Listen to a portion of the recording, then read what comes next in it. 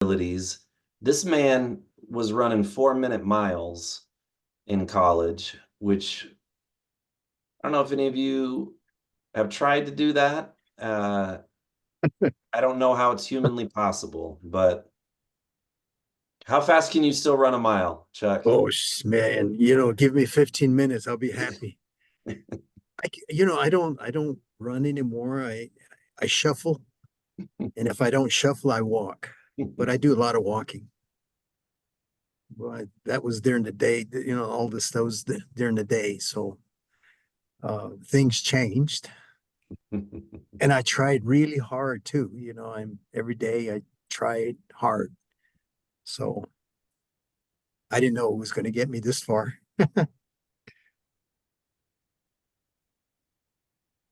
Well, that blew my mind.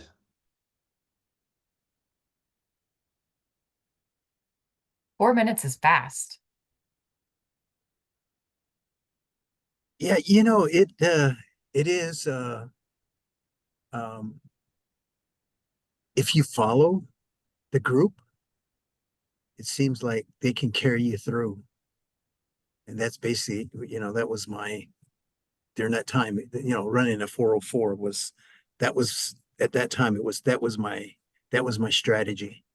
Because the guy who ran close to a 401, he won that race. And before the race, he asked, what were my goals during that time? He asked me what kind of condition I was in, and he says, well, I think you're ready to break 405. Maybe we can get you down to 403. And I was thinking, wow, that's fast. So he said, just follow me. So I did what he said and came out at 404, and I was happy, quite happy.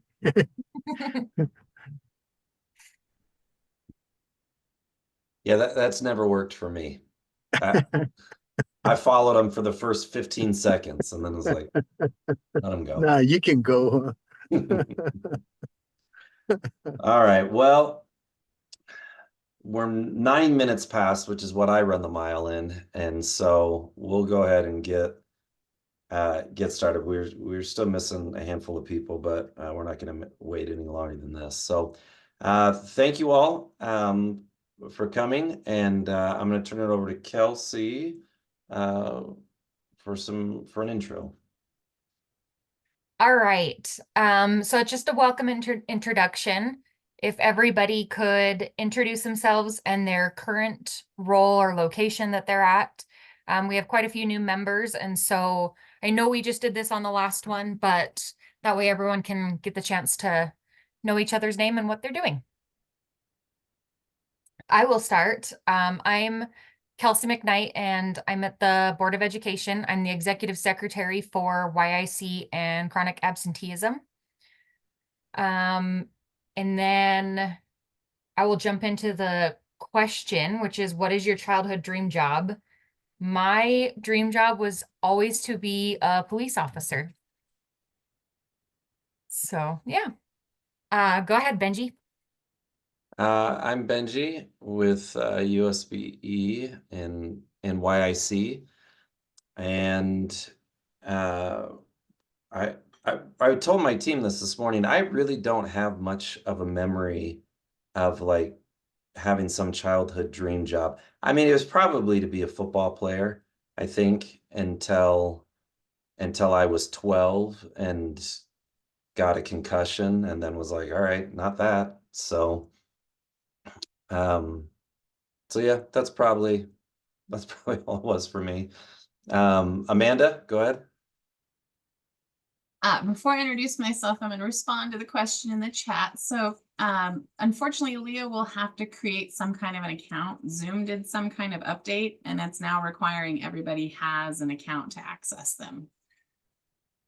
All right, so Amanda Charlesworth, State Board of Education, and I am coordinating the Check and Connect Mentor program statewide. And when I was little, I wanted to grow up to be a veterinarian because I used to bring all the stray cats home. I can't tell you how many litters my family had to live through. So, all right, with that, I will pass to Dave. Yeah, Dave Sollami with the State Board of Education. I can do a magic trick. I can pull cool things out of my symbol. Oh, it's not lining up on Zoom. It's like I could pull cool things out of the State Board Education. I got a mug now. No, it's not lining up perfectly. On Teams, it's a little bit better. It looks like I'm pulling stuff out as everyone's getting distracted by that. My current role, I'm an education specialist. I am as well a Title I program Part D state coordinator as well. My childhood dream job, I wanted to be Batman. I wanted to be a vigilante that served and saved the people of Gotham. And when I realized that's not a real job, I turned to professional. I wanted to be a professional athlete. And yeah, and I'm here. So this is totally professional awesomeness. So glad to be here. And then we'll just continue to work down. I see Annie is next on my list. Thanks, Dave. I'm Annie Valdez. I'm the Court Improvement Program Director. So my position is housed in the administrative office of the courts. And that's just a fancy title to say that I administer a federal grant that each state in the US actually receives a CIP grant, and just aimed at making improvements in our child welfare system. So my childhood dream job was to be a chef, and I wanted to, I even had plans so far as to go to school at the Cordon Bleu in France, and had a t-shirt to show for it and everything. I do love to cook, but obviously did not work out for me being a chef. So here I am today. Looks like Dustin is next to me in the squares. Hello, everyone. My name is Dustin Penman. I'm with the Department of Health and Human Services Office of Licensing. I'm the program manager for what is now called congregate care facilities, which are youth residential homes and facilities. The question, what did I want to be when for my dream job? I also wanted to be a veterinarian. Always have loved animals. But then I found out it took a lot more schooling than just playing with animals. So I didn't go that route.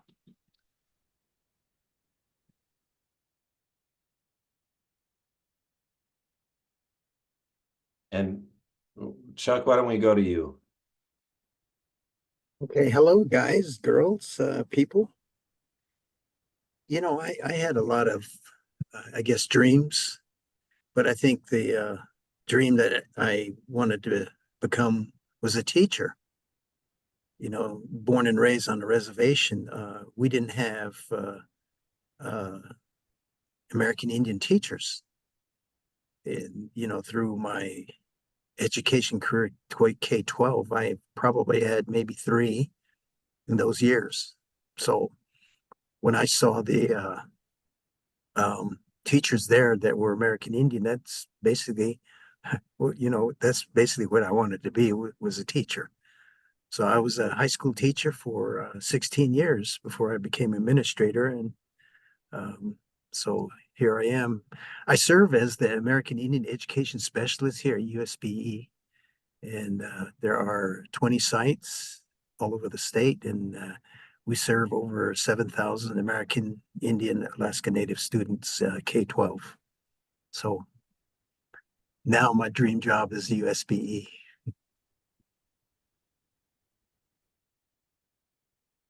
All right, we'll go Pass it over to, to Rachel. yep.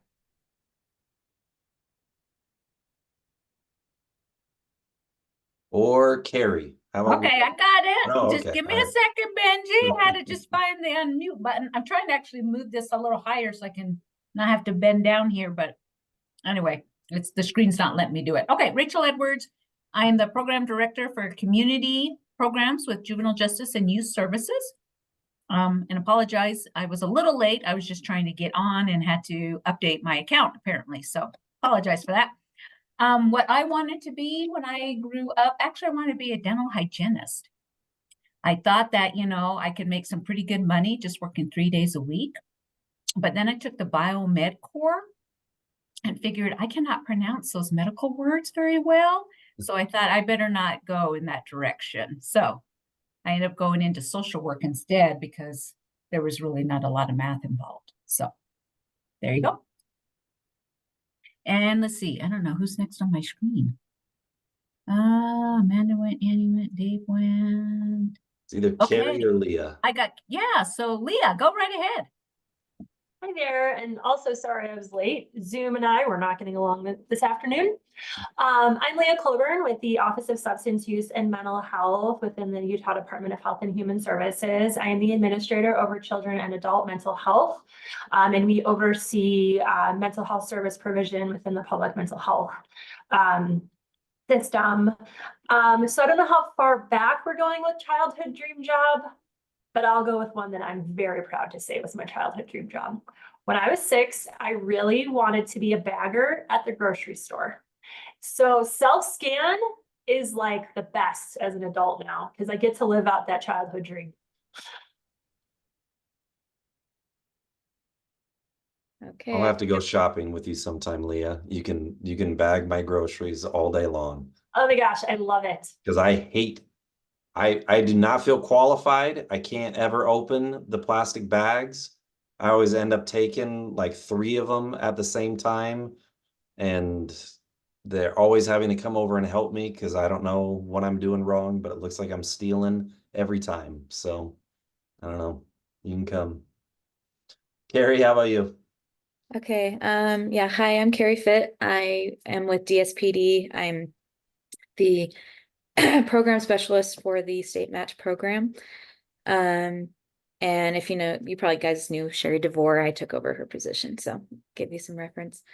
As far as my childhood dream job, I really wanted to work in with computers or with IT. My dad is a network engineer, and so I idolized him. I thought he was super cool and loved his job, and I always wanted to do that. I wasn't super good at coding and stuff like that when I tried it in school, and I kind of liked the human services route a little bit better. So I'm glad where I'm at, but I still have that interest in computers and tech. So.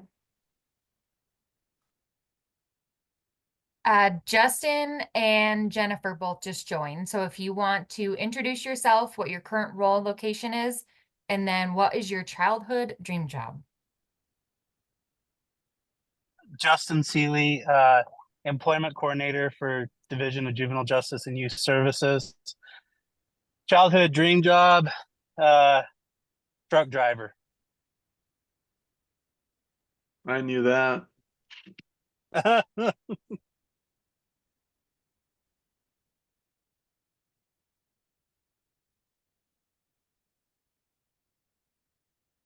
Jen, are you with us?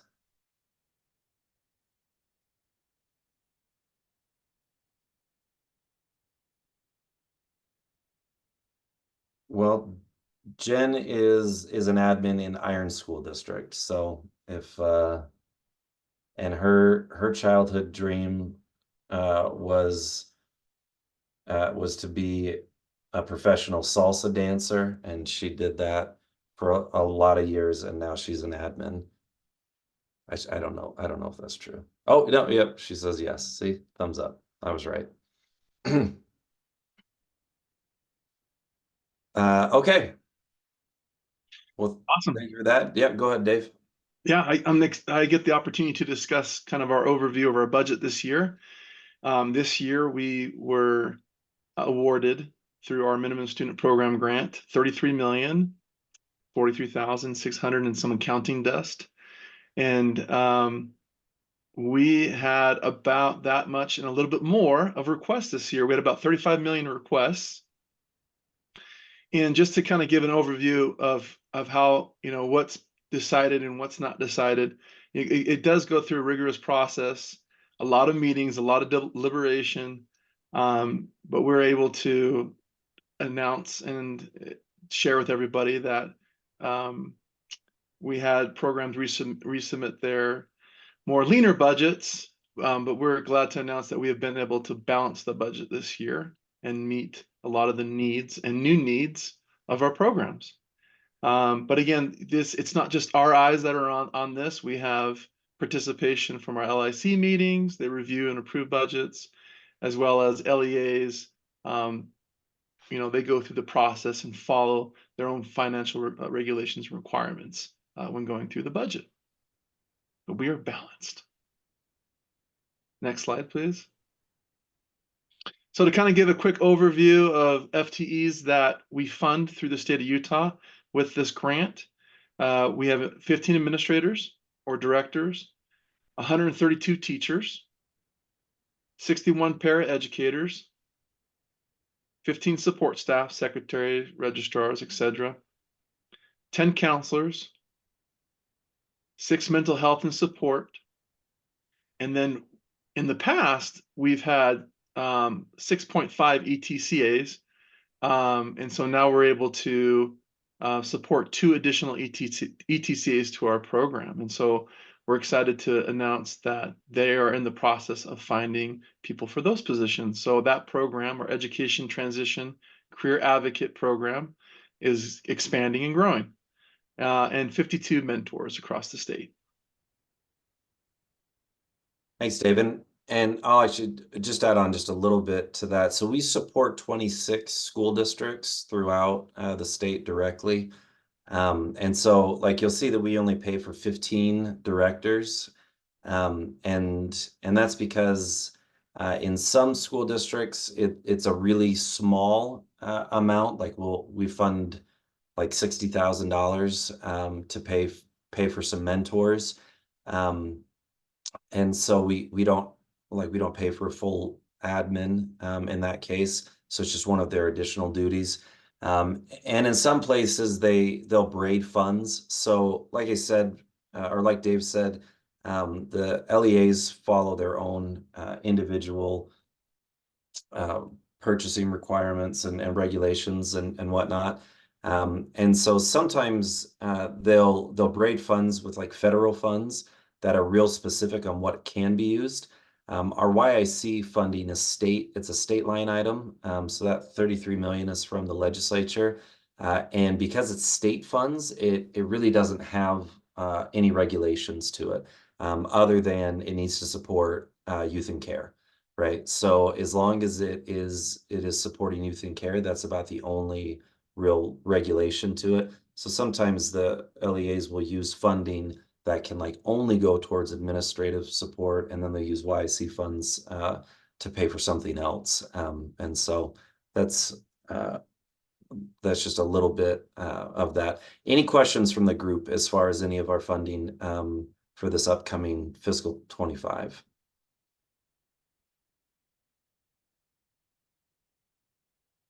Okay. And so just as well to just explain what exactly we are doing here, because I know that some of you are new to the group. So in statute, it does require that as connected to this line item, to the 33 million that's allocated.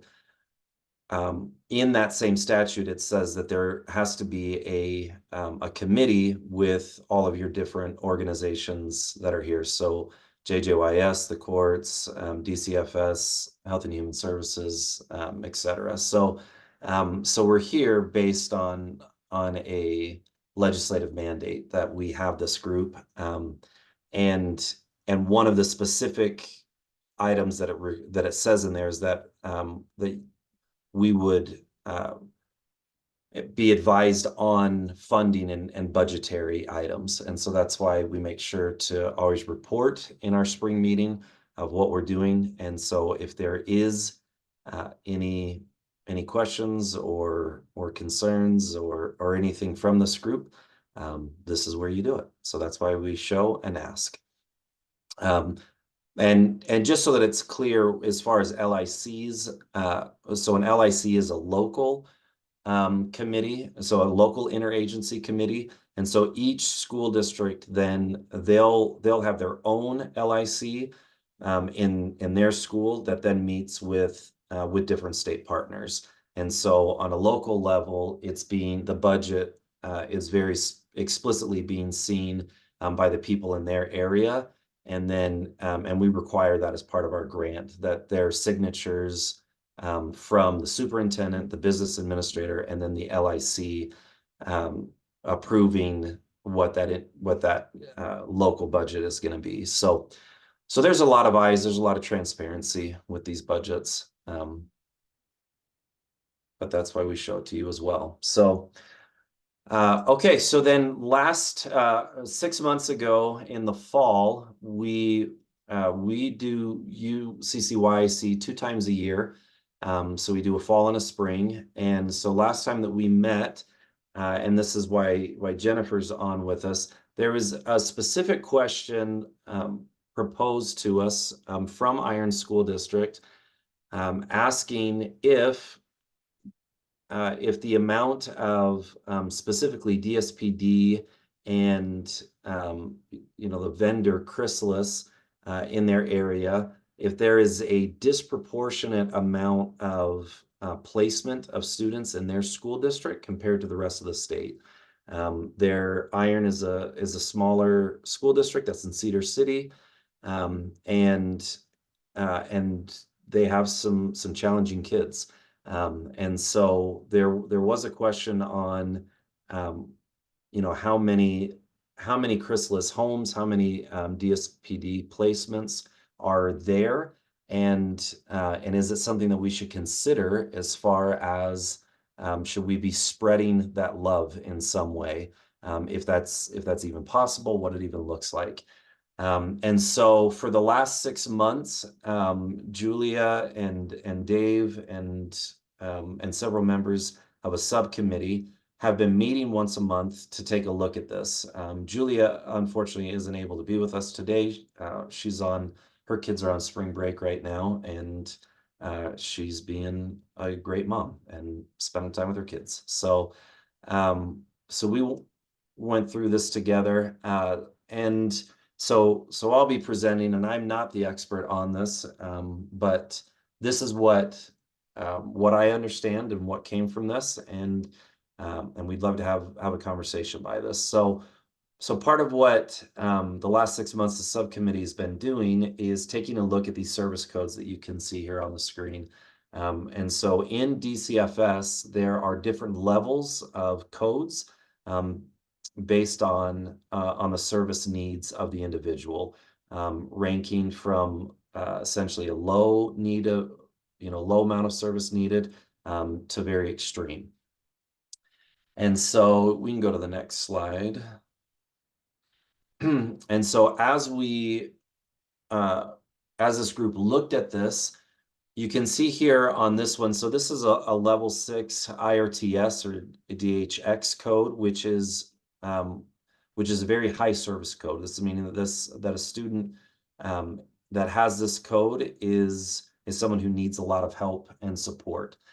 And so by just sheer number, you can see from this pie chart that Granite and Salt Lake, which are Granite's and Salt Lake are school district or border each other, right next to each other, they're taking up about 1/3 of the pie. So about 1/3 of all students with this level 6 DHX code are placed in either Granite or Salt Lake, which, I mean, when you think about it, kind of makes sense because those are some of our, larger cities, which would have a lot of resources and support.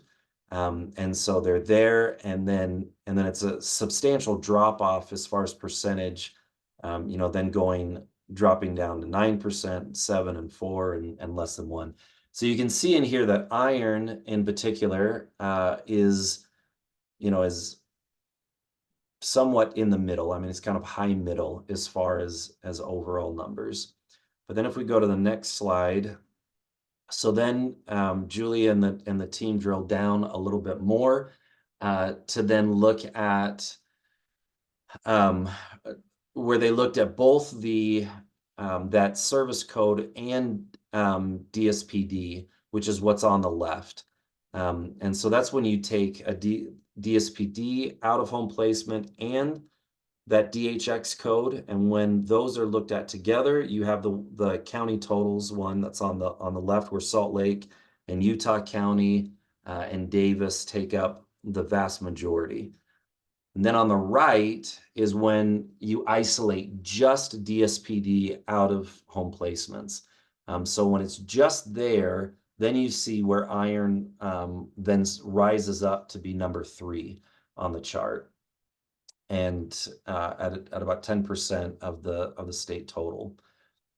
And so when you look at then, which is very specifically what they were asking, right? Is they're saying, you know, we've got Casillas as a vendor here, and we're getting a lot of students. And based on the data, you can see that it's decently high. So then we looked at our resource to capacity, and so then looking at, okay, we've got these placements, but then also looking at what is the size of the school district in comparison to that. And so if we take iron as the standard and then compare it to these other school districts, you know, the way that Julie explained this, she's got the treadmill on here saying, you know, if you imagine that you're running at 100% capacity on the treadmill. So, you know, as we already established, if you're running like Dr. Foster, 100%, then you compare it to like Washington School District, in an apples to apples comparison, they would only be going at 28% as far as the size of the school district compared to DSPD placements. And so then Salt Lake at 23, right? And you can see how then the percentages change till you get to Carbon, and then Carbon is based on their size of school district. They're at actually 144%. So they are a little more densely packed with DSPD placements compared to their school district percentage than in comparison to iron. So, you know, so that's what the data essentially showed us is, so as far as the answer to the question is, do we have a disproportionate amount of DSPD placements in Iron School District, or any school district for that matter, compared to other places in the state? The answer is it's complicated, right? That's your answer. And that it's not super clean or simple. But ultimately, yes, the data does, I think, show that there is a high amount in iron, that it is a higher than average amount that's there. Is it a, you know, like a shockingly high number? The data doesn't seem to suggest that to me, but it is definitely, it does show that it's high.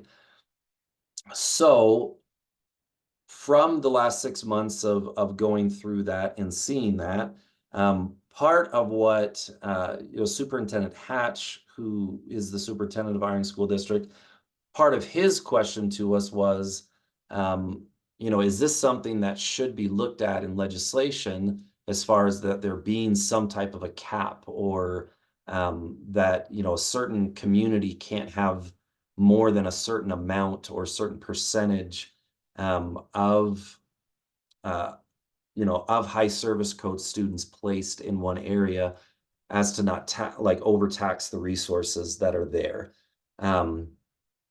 And so that was a question that was brought up. And so based on the work that has been done, we kind of wanted to open it up to this committee, to UCCYIC, and see what do you see from this data? What do you think would be next steps?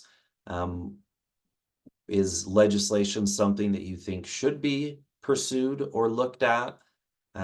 And so I'm going to just open it up a little bit and hear from you fine folks.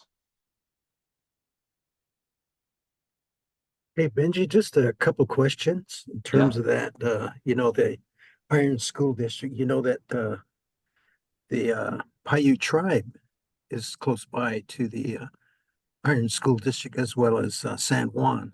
Now, do they? The question may be that is the tribe involved in this decision-making process, or do they assist to, with resources, or they give support to the YIC program in those two areas? So you're asking, do the tribes provide either Any financial resources or personnel support?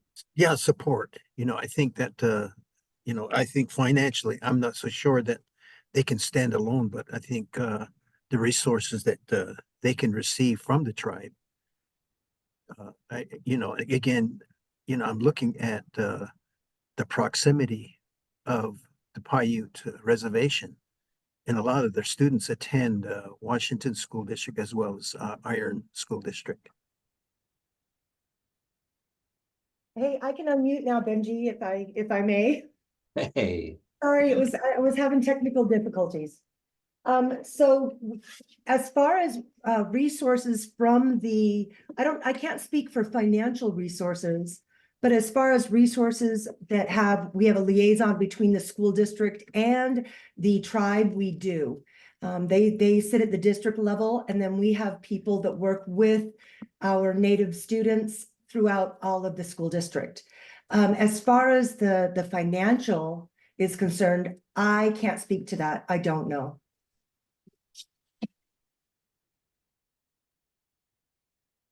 Is that as well as with San Juan School District with the Navajo tribe? I'm honestly not sure. Rachel, do you know on from JJYS I know that I've been to a meeting where there's been collaboration between tribe members and JJYS and different community resources. Yeah, I can also add, I'm sorry. Oh, no, go ahead. I can also add that as we are putting together our community council for YIC, we are reaching out to the Paiute tribe to make sure that they too have a voice on that as well. No, I think that's great. And I was just going to say, I do know, like in our areas that our facility, the APDs are always reaching out to get feedback and continue with that collaboration. I just don't know exactly all the details on that, but I can follow up with Trina and get some information on that, and then, report back when we meet, or at least let you know, Benji, and then you can pass on the message to everybody. Yeah, that'd be great. And Benji, I would be happy to do the same. Dr. Foster, any other follow-up or? Oh, no, I'm just curious about how the tribes are involved in this whole process. So, I think that, given their report the next time around, that would probably answer some of the questions that I may have, or at least we're targeting, well, not targeting, we're addressing some of the needs from the tribe, because oftentimes that you find the tribes are sometimes they're not involved in the process of decision making and involvement or support. But I'm glad that this is happening, though.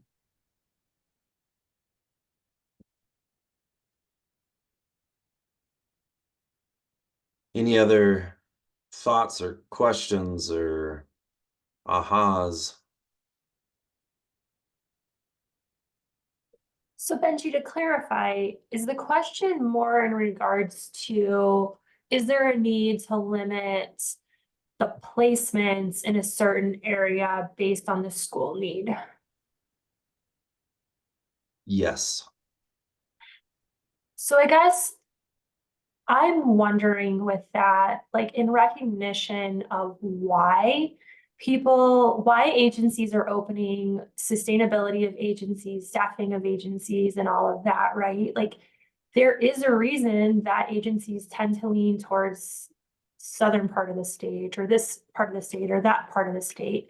And I think that while the school systems are very taxed, I think that due to the ongoing placement concerns that are in Utah right now for kids with specialized needs, I think there would have to be more thought as to what that looks like, because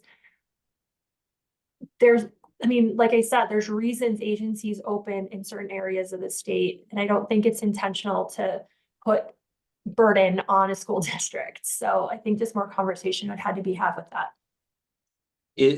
Is there any understanding as to, I mean, like, I know when last time I was in Iron, and so a new, like a competitor to Chrysalis, opened up, in Iron as well, and took on, I mean, what was it, Jen? Did they take on like 15 more students? I think they had like 5 houses with 3 kids in them or something like that. Yes, yeah, and their plan was to continue to expand, and that was something that we didn't even know about when the school year started. So that was all new to us, which kind of led to all of this discussion, because truth be told, we are feeling very taxed with resources and, you know, with people able to provide services, with the services needed, and with all of that, it really is becoming a strain here in our district. And so do we know, like, I mean, I know when I talked to him, I did ask that question specifically. It was like, why here? Like, what's in the special sauce of Cedar City of anywhere else in the state? And the simple response that I got was just the owner was from Cedar. It was just like, this is where I live, so I just wanted to do it here. So, but do we have any other, I mean, is there any type of like tax incentive, or like, are taxes better in Cedar than they are in other places? Or like, does anyone know like why someone would want to go to Cedar versus somewhere else, or southern Utah in general? I mean, is it just because the weather's nicer? I mean, Well, I don't know regarding taxes and stuff, but I do know, like, when we have private providers wanting to open up a home, they have to go through, you know, the city to, you know, get that clearance on if it's going to be a residential placement or something, before they can actually open up a program. So I'm just wondering, is it easier, or maybe is there less hoops maybe somebody has to go through down south compared to maybe up north? I don't know. I'm just throwing that out. But I do know that when I've talked to providers, sometimes they will get pushed back in certain areas where they can't have a program in that location, so they got to look elsewhere. I think to add on to that, you know, providers are also looking at availability to own or rent space, workforce. So those other components to it as well. I mean, let's face it, Wasatch Front property is a little pricier than some of the more rural area property, you know, that sort of stuff. So I think it's all worth exploring, you know, what the reasons are for programs choosing, you know, non-Wasatch Front, or even on the Wasatch Front, why they choose where they choose. Yeah, I can support that as well. The other, that makes a lot of sense, because we are a lot less as far as living expenses in general. I can't tell you what those are, but we also have access to university. So they have a lot of students who they can rely on, that they can hire to come in and act as either interns or paras in some fashion. That is definitely one thing. And they know, and because, you know, because of the laws, that has to be provided to these students, even if the resources aren't here. And so that becomes the strain as well. But I know that our university, we use them quite a bit. And that's, I know that I can't exactly tell you how many homes we have, because within those homes doesn't necessarily mean that students are placed within our school district. But I do know that there is an excess of plus 50 for just one of those programs, whether or not those are DSPD students that we are educating, I can't answer that. I don't know how many of that is current.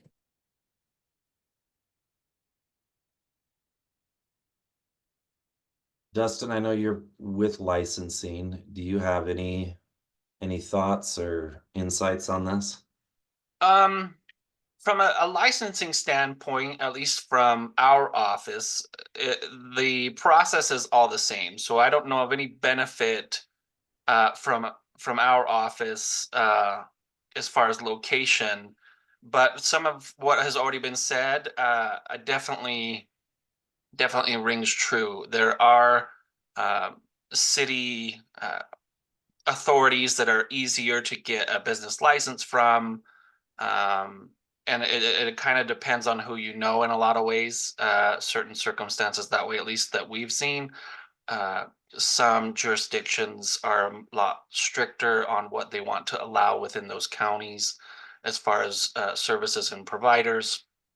So I think it's a number of reasons. I don't know, I can't speak for them, of course, but I would think that they're probably knowledge of the area, the weather, and knowledge of those within the local governments is probably reason for why there are higher quantities of providers in those areas. And Dustin, I'm going to ask what maybe is a dumb question, but I don't know. So as far as Chrysalis comes and says, all right, we want to open some houses, we'd like to get a contract.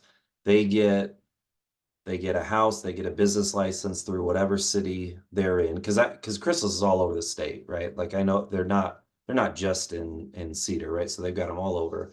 So okay, we got a business license, they contract with you. Is the contract amount, so you said it's the same on your side, so is the contract amount, like the dollar amount, the same whether they're in Ogden, Salt Lake, or Cedar? So the contracts don't come through our office. They go through the office of CQI. I'm not sure what the acronym stands for, but and then further subsection of also Office of Services Review. So they write up the contracts and then they monitor those. So as far as funding, that doesn't come through our office. I don't know.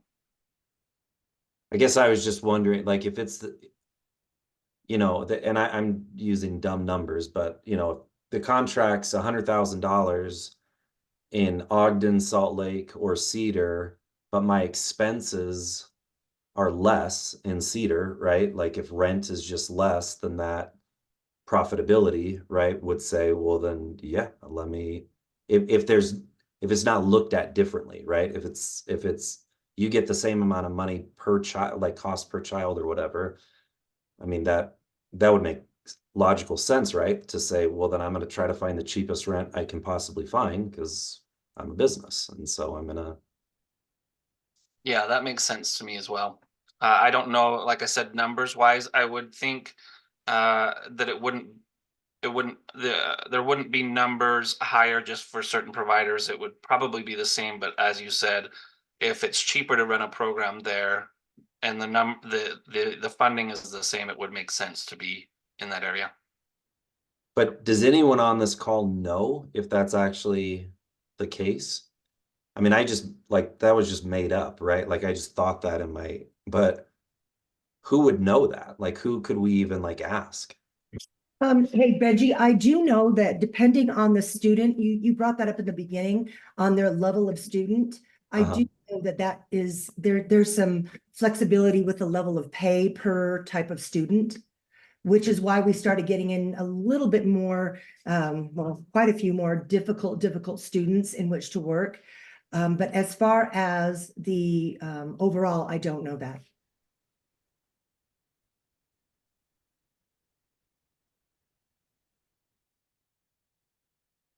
So Dustin, you said that the contracts were done through whatever that acronym was that you said. The Bureau of Contract Management. So is there someone that does anybody have a contact there or somebody that we could reach out and talk to? You could probably reach out to Jane. That's who usually I reach out to. But Leah brought up a good point. Leah, do you want to bring that up? We were IMing each other on a couple of questions, so. Yeah, so we had a couple questions in regards to licensing and such. Is there a requirement that when an agency is seeking licensure that serves for a program that serves school age kids, do they have to inform the school district that they are in? That they are in? Yeah. So like these homes, when they're seeking licensure for this licensing through the state, is there a part where they have to inform the school district that they're seeking licensure in their school district? Does that make sense? Yeah, so it depends on how they're licensed. If they have an actual license and not a certification, the license requires them to fill out a youth coordination form. And so they report that to their local school district and get that approved. So yes, they should report. If they're certified, this is where we're running into a little bit of difficulty because the requirements for certifications are not the same. We didn't always certify DSPD homes. That's been a fairly new thing and something we're working to bolster rules for. It's in the process. And then this is kind of a broader question as we're kind of talking about this, but Jennifer, maybe like if the city were to decide to build an apartment complex, which would bring in more residents to the area, are they required to inform the school district that they're bringing in 500 more units or 1,000 more units? Golly, I wish I could answer that question. I don't know the answer to it. I do know that residential programs that do use public services of education are required to fill in the school district. However, what I'm discovering is that a lot of times that happens after students appear in our town and then they inform us that they are here. So we are not being informed prior to, it's always after they're within our LEA. And so as far as that's concerned, I don't know, but I can do some investigating on that too. Maybe with our county I could check on that as well. So I can help answer that question from a different perspective. So in a community, if someone is going to build a large development or 100 apartments or what have you, it would go through planning and zoning. And so that you would be aware at that level. I mean, being a good neighbor, of course, you would probably want to let the school district know that you were looking at a 100 apartment development or something like that, but you don't have any obligations to, if someone, they get the building permit, they have the right to build like a site. I mean, they're basically coming, right? That developer, if he's passed and checked off all the dots and I's and crossed all the T's, he's coming to build that development. And there's not a lot that the city can do to stop it, nor, as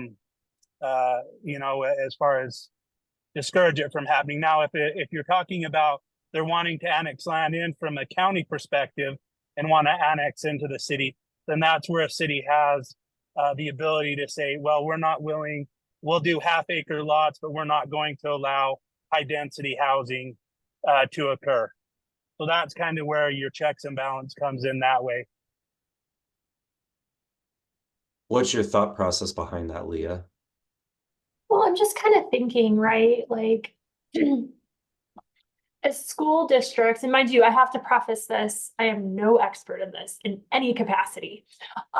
Just as school districts are looking at like how they expand and support, like how are they informed of what's going to be coming to them ultimately, right? I know that they do their planning and expansions, and there's like so many things to it, but it's just that thought process. And I know that this is really targeted to a specific population.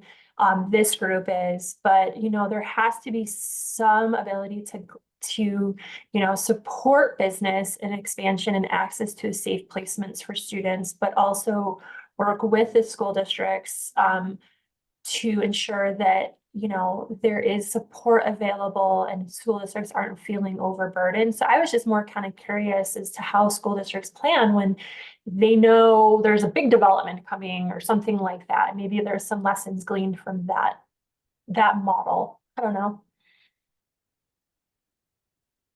Yeah, that's a good, and I don't know that, but I know that, I mean, I've heard some conversations from like business administrators in school districts where they are aware of things like that, where they're saying like, you know, that these apartment complexes are going to go up, or these townhouses or whatever, and I believe they do have some type of formulaic approach of having some type of a projection of what they think is going to happen, as I mean, as well as I know during COVID there were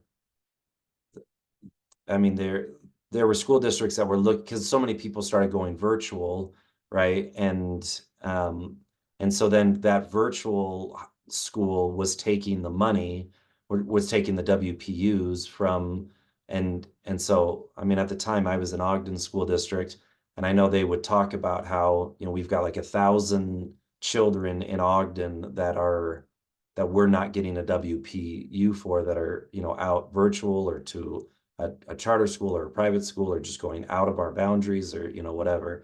So, but that's a good, I mean, Leah, that's something that I know I can reach out to a few BAs and ask them that similar question. Like, how do you guys plan for, you know, for incoming students, you know, whether it's through high density housing or whatever.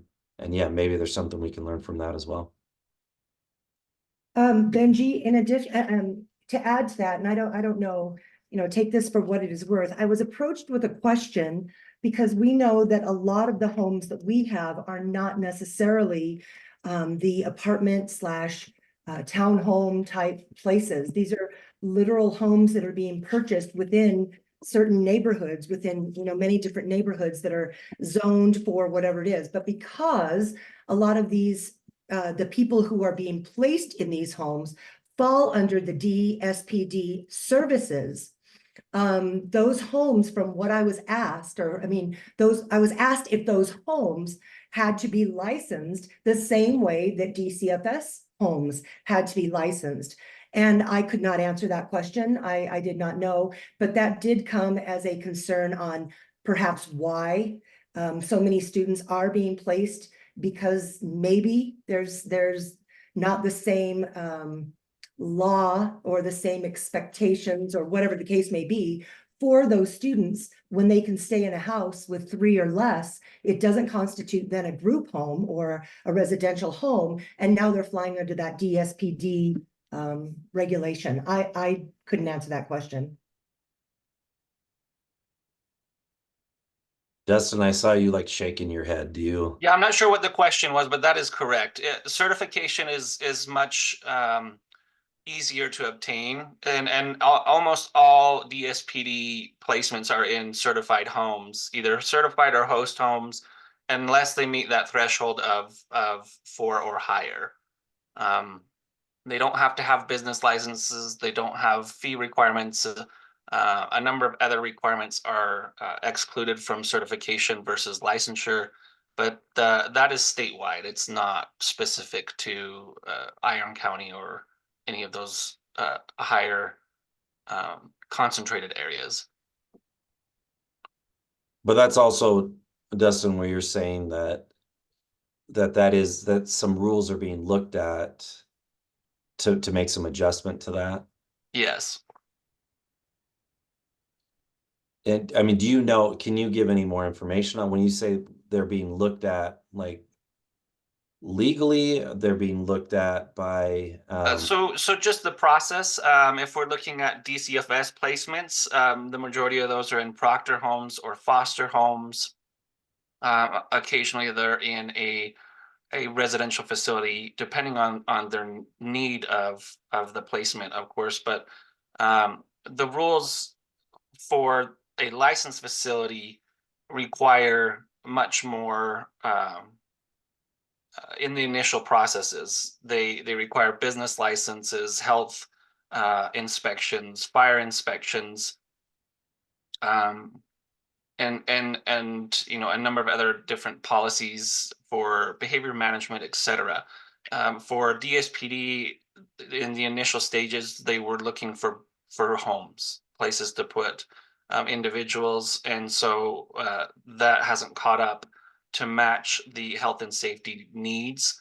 And so they're looking at the most appropriate license type or creating new license types to fill those gaps.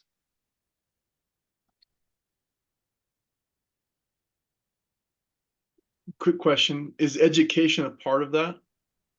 You talked about health, safety. Education would be, yeah, so that's it. Those requirements are in a licensure. But we, from the Office of Licensing standpoint, we aren't saying we're the experts in those fields. So we ask them to get, to notify an approval from those local jurisdictions. So it would be a situation where they fill out a form, notify the local school district to get approval for their school program, whether they're certified through a nationally recognized educational system, or if they send the kids to the local schools. Whatever they do, they're supposed to notify and get approval for. Thank you. I do know, Dave, or excuse me, I'm going to jump in one more time. I do know that our superintendent had asked whether or not, and some of the legislature that he was looking into was hoping that these programs could have their own educational licensing in certain, you know, depending on certain factors. Whether or not, I don't know if that's been discussed. I don't know how that's, you know, been resolved or if it even came up, but I do know that that was also a question. Could that be possible? And I don't know where that is or how far it's even gotten.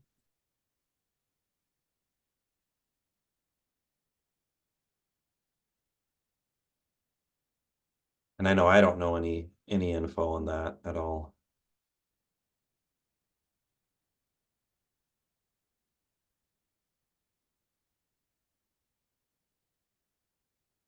Okay, so ultimately then the question is, do we think that we have more work to do in this area? Is this something that this subcommittee should continue to work on? And if so, what specifically would it be? What would be that continued work? Well, I can only speak from, you know, Iron District's perspective. I'm wondering if it comes to a stop, it might completely come to a stop and then nothing will be resolved and we'll just pick up where we've been and we'll continue to, you know, watch teachers go by the wayside and everything else because our community is quite small. At the same time, if a lot of these laws or a lot of these conditions have to be made by the legislature via law or whatever that might be, this could be a moot point. At the same time, I mean, I guess there's a whole bunch of at the same times. We want to make sure that we can find some respite here as well, and that Iron County is able to provide what the kids need, what students need. That, of course, in education, that is our primary focus. We want to make sure that these students are receiving the very best education they can be receiving. And when we're putting kids into positions where our resources are spread so very thin, we don't feel that is a good thing for students in any way, because we can't help them with the things that we need to help them with educationally speaking. So I wouldn't want to see this go away quite yet. As far as where we go with it, I can't answer that.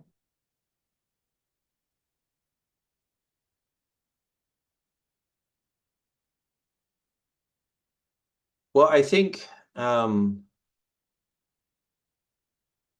that something that we could do, and maybe this becomes maybe not a full subcommittee, but some continuation. I mean, I know I am curious on, the Department of was it contracts? Is that what you said? Yeah. On just understanding and learning a little bit more about how that's done. Jennifer, it also kind of sounds like on your end in Iron, that's potentially something to talk like to your own city council about, as far as like business licenses being issued and whatnot, just from like a local level. And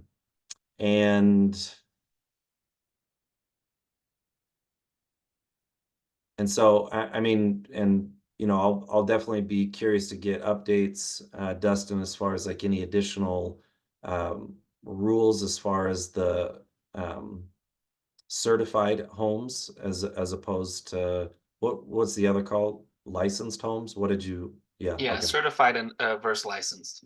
Thanks. When you don't live in the world, sometimes I'll use terms that don't make any sense. Well, it gets interchangeable even within our own internal processes as well. I get it. So, and I don't want to be like Rachel to just abandon my dreams because of vocabulary words. And so yeah, thanks for helping me with those words. Hey, Benji, Yeah. in regard to talking with your local city council, like basically as far as a business license goes, if the company checks all the boxes and they adhere to what's already in city policy and code, there's really not a lot that you can be done, whether you want the business there or not. If they comply with the requirements, then pretty much it's a done deal. There's you regarding a business license. Speaking from experience. Yeah, no, that's and it's fortuitous that you're on this, that you also have that side of your life on this call, Justin. So, and I guess I was just thinking, I mean, so we're looking at purchasing homes or renting a home, right? That's and I'm speaking way outside of my understanding, but I mean, I know there's certain zonings, right? Of like that some places can be business or residential or whatever. So, I mean, is there any impact with that?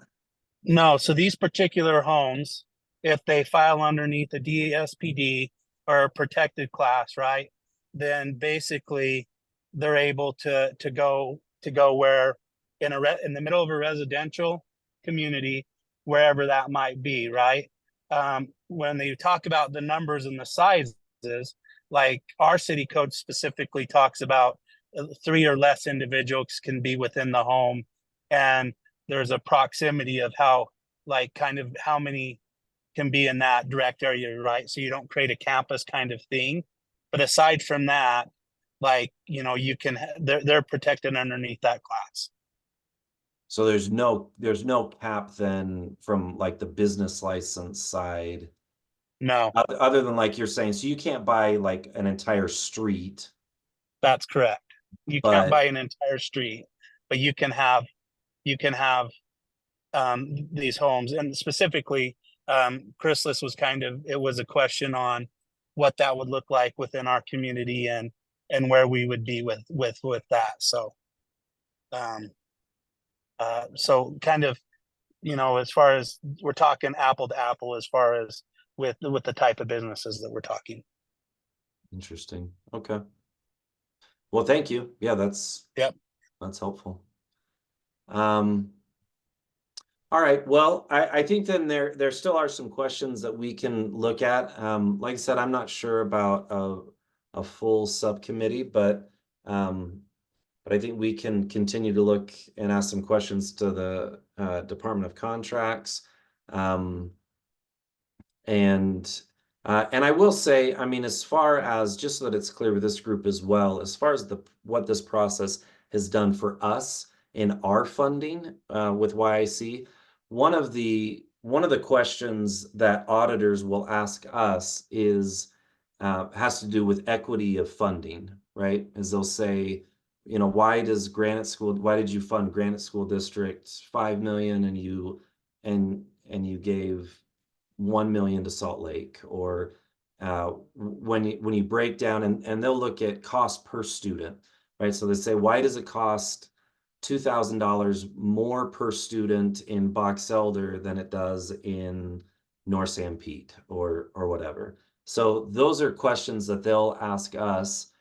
And so right now we are, from our side, with this information, then saying, okay, well, when it comes to Iron School District, for example, where we can see in the data that they do have a high number of high service code students, we can disproportionately give more money to Iron than we would to an area that has a low number. And then when an auditor says, well, why does it cost more money in Iron than it does in in Grand School District, then we can point to this and we go, well, we'll tell you exactly why, because you can see here from the density of service codes that these are kids that need additional support, and so we're giving more money that way. And I've already shown that to some people at USBE, to some of our auditors at USBE, who said, yep, absolutely, like that totally holds up. So now I know from Jennifer's standpoint, some of it is it's not just about dollars, right? It's about being able to hire people. So we can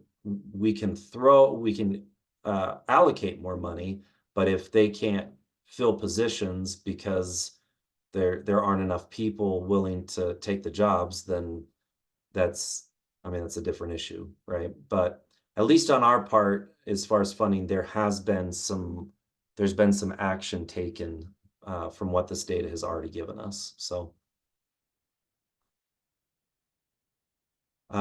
okay, well, thank you for that conversation. It was good, and we'll continue to go along with it. So we'll turn it over to Amanda now with a roundtable discussion. Thank you, Benji.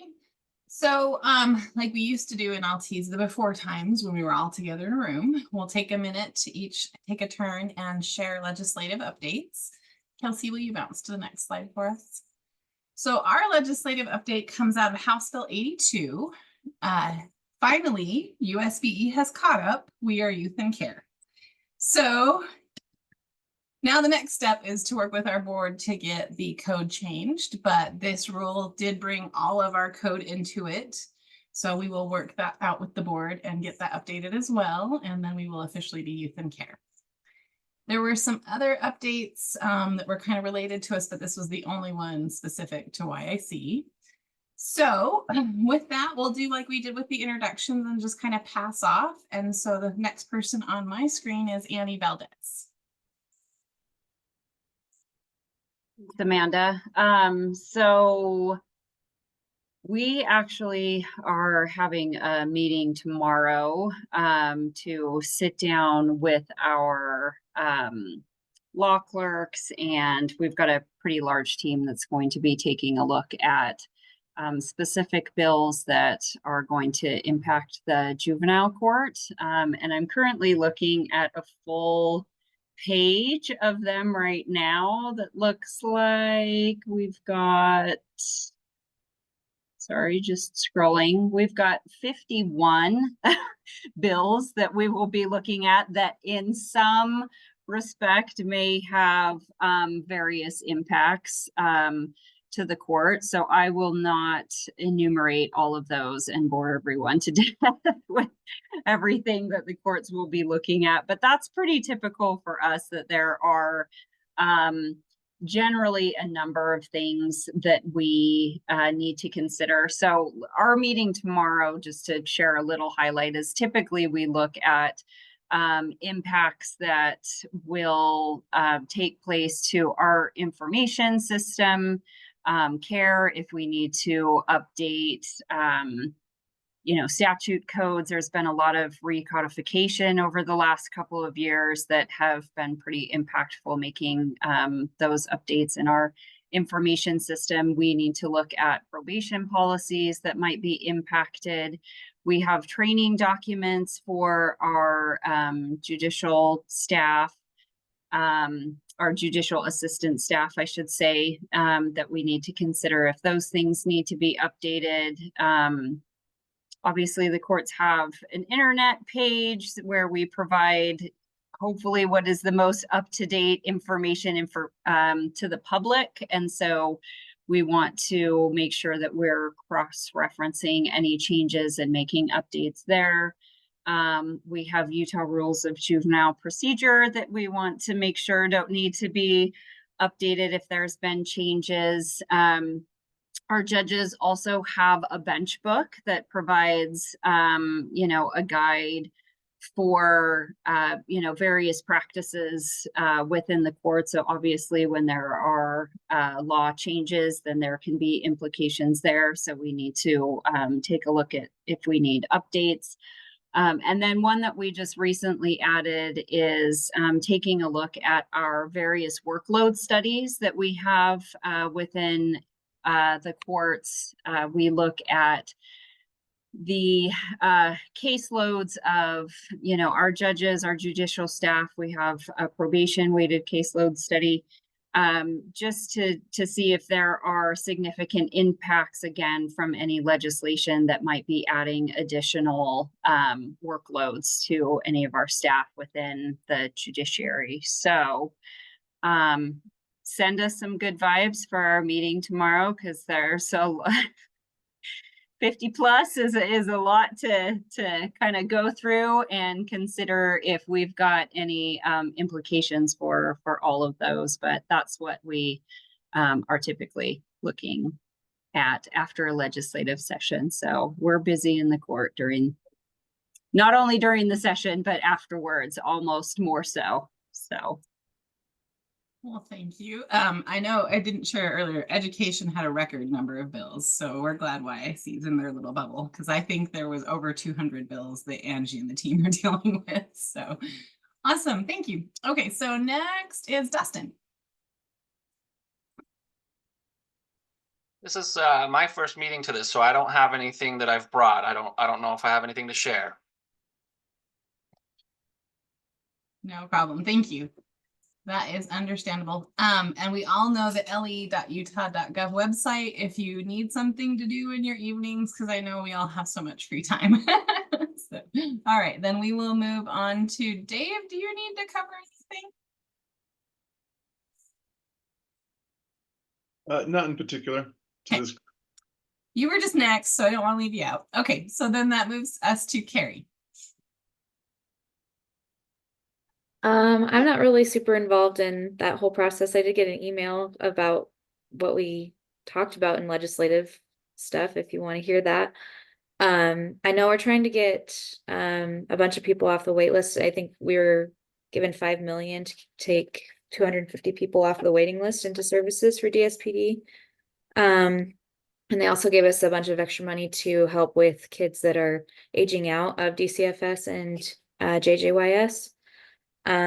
They're also doing some amendments to person-centered services.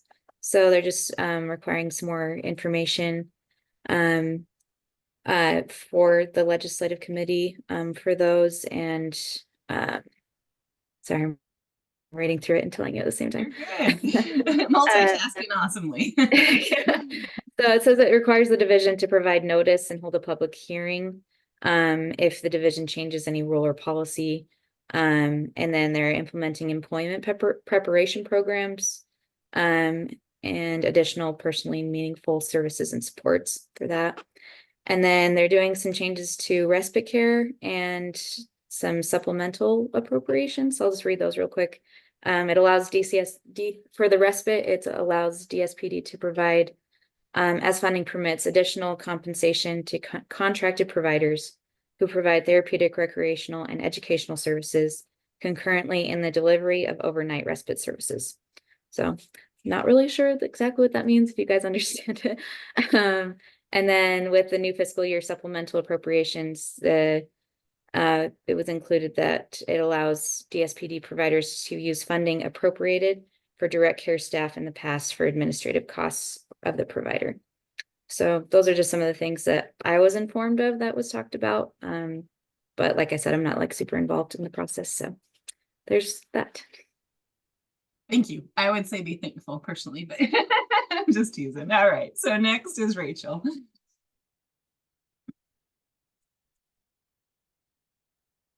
Okay, I'm kind of with Annie. We're actually kind of like going through which bills actually have affected us. And we didn't really have any direct ones, but certain things that we're part of that where you have to tweak and find out exactly what we need to do on our end. So that's kind of where we're at right now. So hopefully, maybe obviously by the time we meet again, I'll have a better update on that. But yeah, we're still kind of working on what we need to do to figure out to let staff know in regards to which bills actually affected them and what changes we might need to make. So, yeah. Thank you. Okay, so next, Dr. Foster, any changes in American Indian education? No, there's no changes. We're under the wire, flying under the wire, I guess. I say celebrate. All right, fair. So then that moves us to Leah. Yeah, a few legislative things that happened this year. So prior to the legislative session, actually over the past couple of years, there's been some work in relation to a behavioral health master plan and assessment. This master plan was released in December. And stemming from that with House Bill 27, there was actually a behavioral health commission that was formed to help continue the work that was identified within the master plan.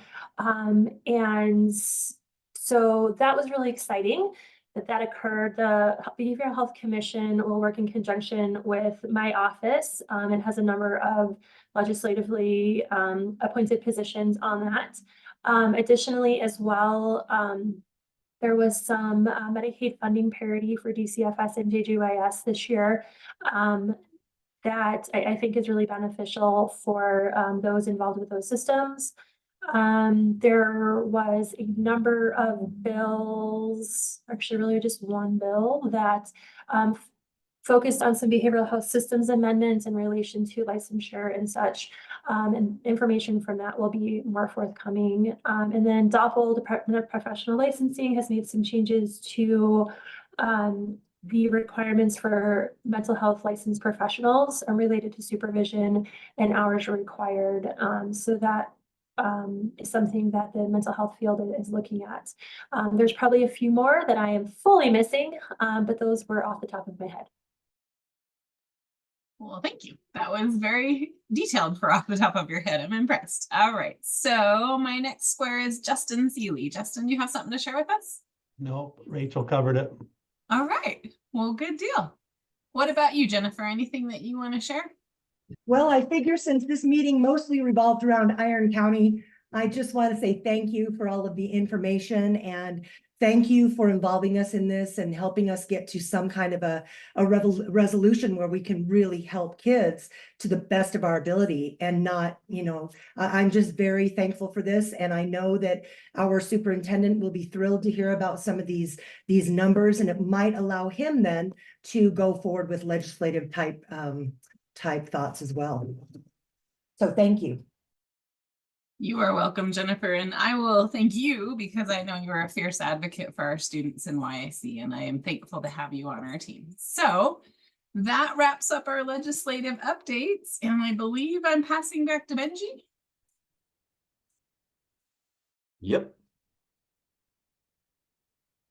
So now we just wanted to open up to a roundtable discussion on if there anything in your worlds that an obstacle, a challenge, especially if it has to do with anything related to education, to be able to hear from you right now. I mean, we're all together, and so if there are things or if there's something in like next school year that you're worried might become an issue or whatever, now's the time to discuss and let us know so that we can try to work to find solutions.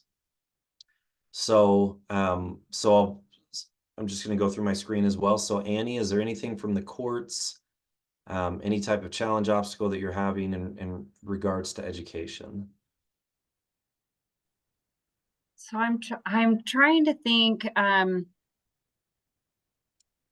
if maybe one thing that's coming to mind that may be applicable. And I don't know that it's necessarily a challenge, but it's fresh on my mind because it was the meeting that I had right before this one. Our court improvement program has a newer project.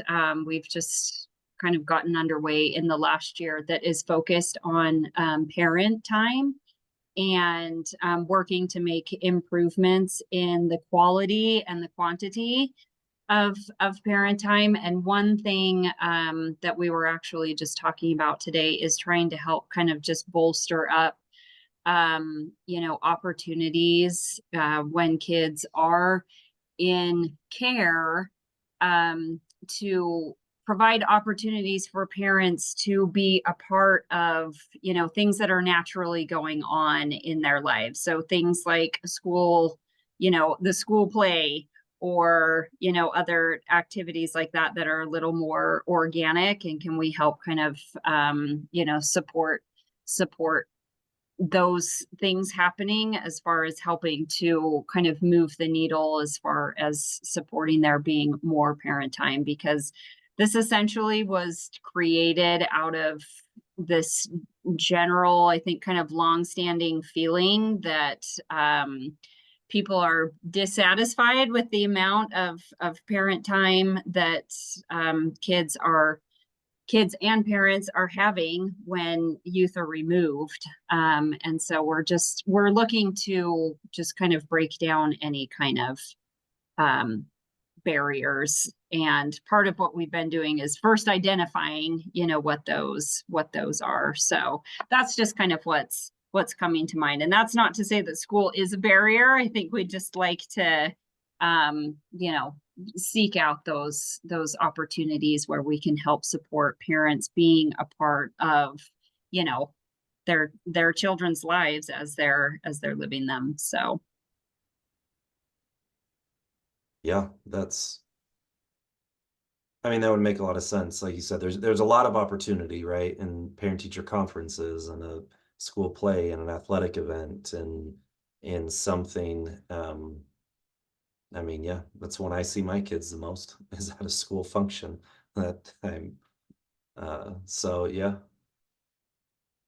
All right, Dustin, how about in your world? I don't know if I have anything to bring to the table as far as challenges at the moment. Of course, I kind of already discussed that we're trying to bolster our rules to incorporate specific populations that are in certified homes that need more attention. That's probably an obstacle in itself, but I don't know that it would be something that would need to be brought up here. So I don't know what I would add. Well, if I could add, if possible, I know Julia, who I will volunteer because she's not here. If there's a time where it'd be appropriate to have someone with some education, with an education mentality with it to be a part of any of those conversations, I'd love to see her invited into that. Absolutely. To be able to give some perspective that way. Sure. Thanks. Carrie? I don't have anything today. Okay. Justin? I guess it's more in the complement of, I've enjoyed working with Dave as we work through the ETCA note and figuring out a few different things related to JJYS, JJYS. I had to think for a minute, but he's been a really good advocate and really great to work with on kind of problem solving some of these issues as we've kind of developed that note and those things further. Hopefully it'll make life easier on everybody in the next reporting periods coming up, but I definitely appreciate his work in that area.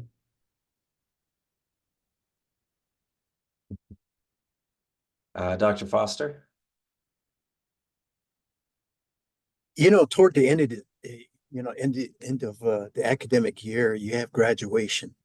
A couple of years ago that we had the controversy of the American Indian students, senior students wearing their regalia. And that was passed, this is going on its third year. And that issue always pops up before the HB 30. And last year, although that was written in the books, that this is law now that the American Indians could use their regalia during graduation.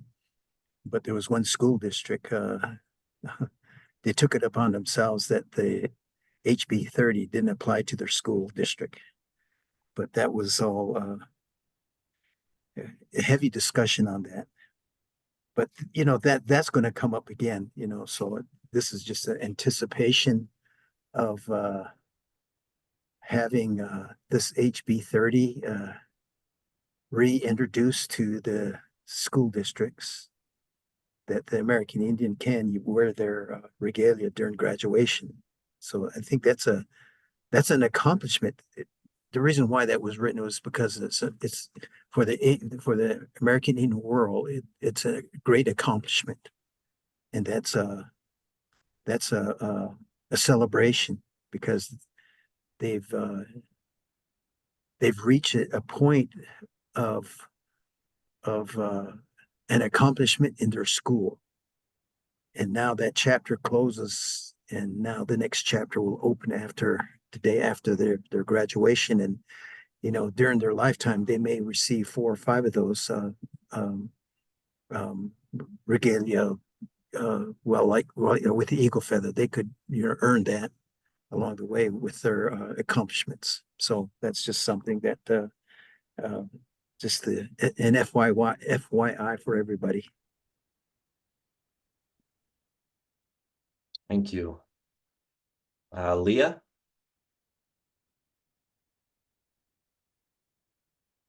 I couldn't find my mute button.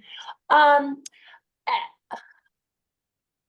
not thinking of anything specific with my office offhand. However, I'm wondering if there would be some benefit for this group to have some representation from the School Safety Center come and just do a brief presentation, as there's been a lot happening in the school safety space over the last legislative session as well as in the last year, that does generally impact all students, but I think also impacts those who are in care.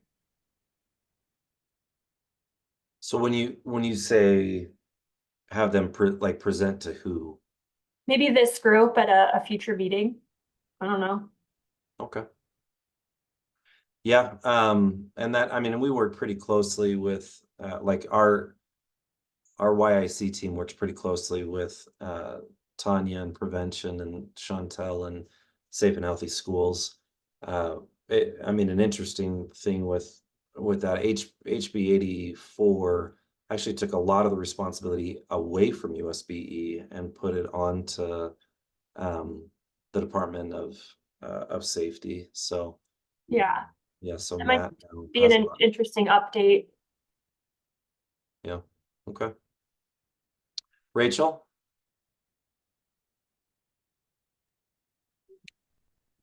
I can't think of any obstacles or challenges. I think that, with JJYS, we definitely have a good working relationship with our YIC partners, as individuals in our own facilities can reach out to the principals and have conversations and stuff like that. So I can't think of anything.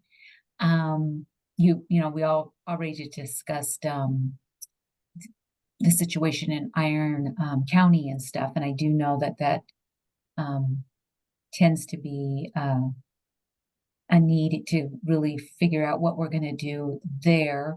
and just kind of like working with other school districts if there are things that we need to improve on from JJYS. It's always good just to, to collaborate and let us know where we're struggling there. I do know that our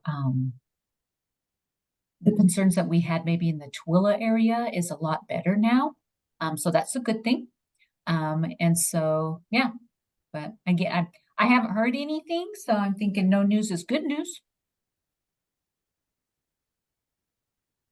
Yeah, I'll take that. Yeah. All right. I think that's everyone. Did I miss anyone? Did somebody want to say something that I didn't call on? Sometimes when you turn your camera on and off, then it reshuffles my screen. So I want to make sure that I didn't skip somebody on accident. Okay. Well, it didn't sound like then that we had the need to create any new subcommittees, which is fine. So then so we'll just kind of wrap up today then. And so I do want to just really thank you for your time. Like I said at the beginning, this is it's in code that this group exists and that we do meet. It doesn't give direction on how often we should meet. When I was first hired a couple years ago, this group was meeting, I think, monthly for about an hour and a half. And that felt like a lot to me. So I adjusted it to be every 6 months. And so because of that, though, because we do only meet officially 2 times a year, it is pretty critical that we do engage in just those couple times. Because if you miss a meeting, it's going to be 6 months before we would meet again. So thank you so much for being here. And I'm just asking then right now, if you want to make sure that you have on your calendar, September 18th from 1 to 3 is when we'll meet again in the fall. And then we'll meet on March 26th from 1 to 3 for our spring one. So if you can get those blocked off on your calendar, that would be fantastic.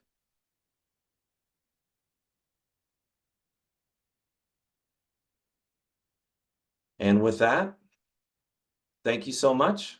Enjoy the rest of your day. And hopefully, if you're not on spring break and you are next week, and when I say you're on spring break, if your kids or hopefully you get to do something fun too, that's where I'm going at with this comment. So do something fun.